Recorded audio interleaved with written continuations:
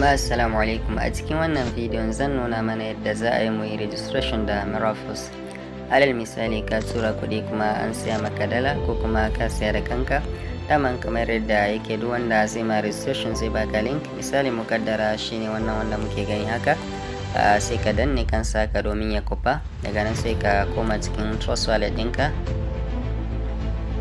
To masha Allah, bayan ka shigo cikin Trust Wallet din naka, abu na farko da zaka tabbatar shine kasance kana da dala kamar yadda ku gani gashi nan muna dala 5 ga kuma Matic muna da shi. So dole ya kasance kana da wayannan coins din guda biyu, dala da kuma Matic. So kuma zaka mallake shi adadin level inda kake so.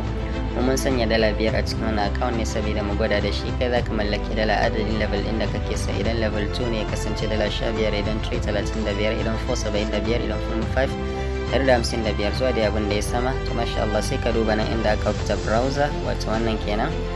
Sai ka taba kansa haka. To masha Allah, wannan wajen sama kenan inda ake yin setting. Nan zaka danne ya sarka ka domin face ya fito, gashi na ya fito. Sai ka taba kansa haka. Masha Allah, wannan alama ta search ko good sai ka taba kanta haka. So kafin ya wuce wayannan digo guda uku ka tabbatar ka taba kansu domin ka canza network ɗinka daga Ethereum kamar da shi Polygon. Domin akasin yin hakan zai sa ka samu matsala a gaba. So sai ka zaɓi Matic gashi nan. Masha Allah, masha Allah, bayan ya bude maka wannan fiskar sai ka duba wa'annan wuraren guda biyu, dukkansu sai ka danne kansu domin goce hau. Masha Allah, sai ka danna sign up, ka zaɓi Trust Wallet, ka taɓa connect, ka sa approve.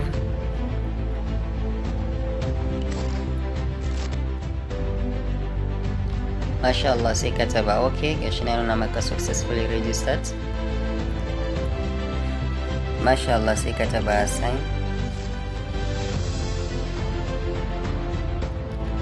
To masha Allah, idan ya baka wannan fiskar sai ka duba wannan wajen da kake gani yankan nan guda uku, sai ka taba kansu haka. Masha Allah, ga wannan force system din nan sai ka taba kansa.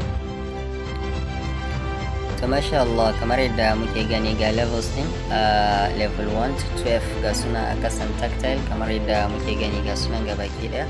So ga yadda aka rubuta show a karkashin tactile din, sai mu taba kansa haka. To masha Allah, sai ka duba ga level 1 kamar yadda muke gani ga shi na rubuta 5 die kuma rubuta activate. Sai ka taba kan activate haka. Masha Allah, wannan wajen sai mu lura da shi da kyau. Sai ka taba kansa domin good ya hau, sannan ka danna proceed.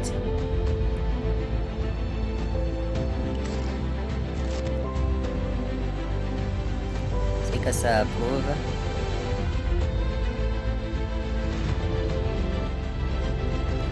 Approve.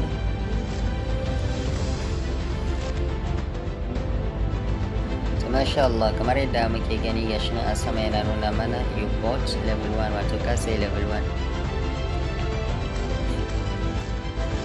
To masha Allah, haka ka sai level 1 sai ka duba wannan wajen, wannan X din kenan, ka taba kanta haka. To masha Allah, kamar yadda muke gani gashi level 1 din mu yayi activating. Idan kana da dala ga level 2 kamar yadda muke gani gashi nan, dala 10 ne. Idan kana da shi sai ka taba activate domin ya activating kamar yadda kai level 1.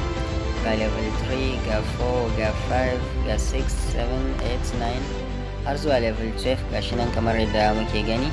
Iya adadin dalar da kake da ita, iya adadin levels din da zaka iya activating. So mu za mu dakata anan saboda mun bude wannan account ne kawai domin mu yi misali da shi.